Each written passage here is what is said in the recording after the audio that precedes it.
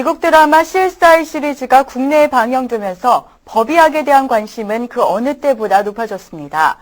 하지만 갈수록 진흥화되고 있는 강력 범죄 앞에서 수사기관의 증거 확보는 날로 어려워지고 있는 것 또한 사실인데요.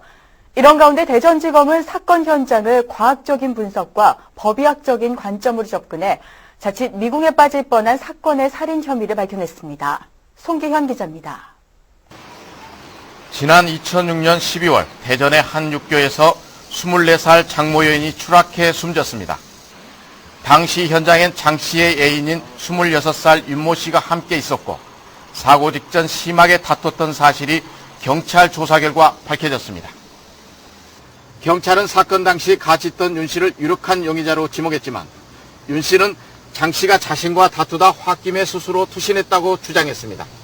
숨진 장 씨가 스스로 목숨을 끊은 것인지 아니면 함께 있었던 윤 씨에게 피살된 것인지가 애매한 상황. 결국 윤 씨가 직접 장 씨를 살해했다는 직접적인 증거가 부족하다는 이유로 법원은 윤 씨에 대한 구속영장을 기각했습니다. 그로부터 1년 8개월 후 검찰은 보강 수사를 통해 윤 씨를 장 씨에 대한 살인 혐의를 적용해 구속 기소했습니다.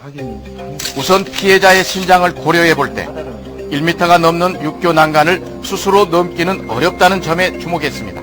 실제 피해자가 이 난간에 서 있었다면은 이 정도 난간 높이가 오게 된다는 거죠.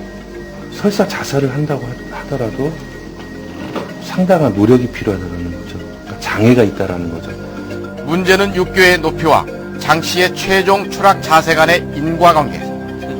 검찰은 사건 당시 상황을 재현하기 위해 국과수의 컴퓨터 시뮬레이션을 통해 장 씨의 추락 자세가 타살로 인한 가능성이 있다는 점을 확인했습니다.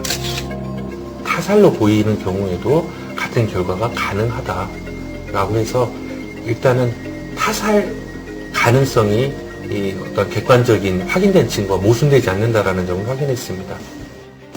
또 검찰은 서울대 법의학 교수의 도움을 얻어 당시 상황에 대한 체계적인 접근을 시도했습니다. 법의학 권위자인 서울대 이정빈 교수는 부검 결과를 토대로 윤 씨가 장 씨와 다투다가 감정을 억제하지 못한 나머지 목을 졸라 살해한 것으로 추정된다는 결정적인 소견을 내놓았습니다. 갑상연골 우상각이 부러졌다는 것. 떨어져서 부러졌다고 그러면 그게 부러질 정도이면은 외부 상처가 있어야 되겠습니다. 그런데 하나도 없습니다. 피부가 깨끗합니다.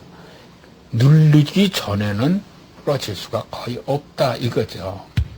검찰은 추가로 숨진 장 씨의 얼굴에서 목이 졸려 갑상연골 주변에 출혈이 있었음을 찾아내 추락 직전 장 씨가 이미 의식을 잃은 상태였다는 결론을 얻었습니다.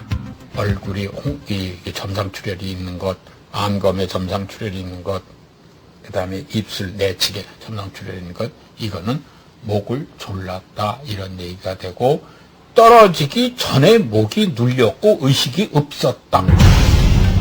이번 사건의 가장 결정적인 목격자는 바로 숨진 장 씨.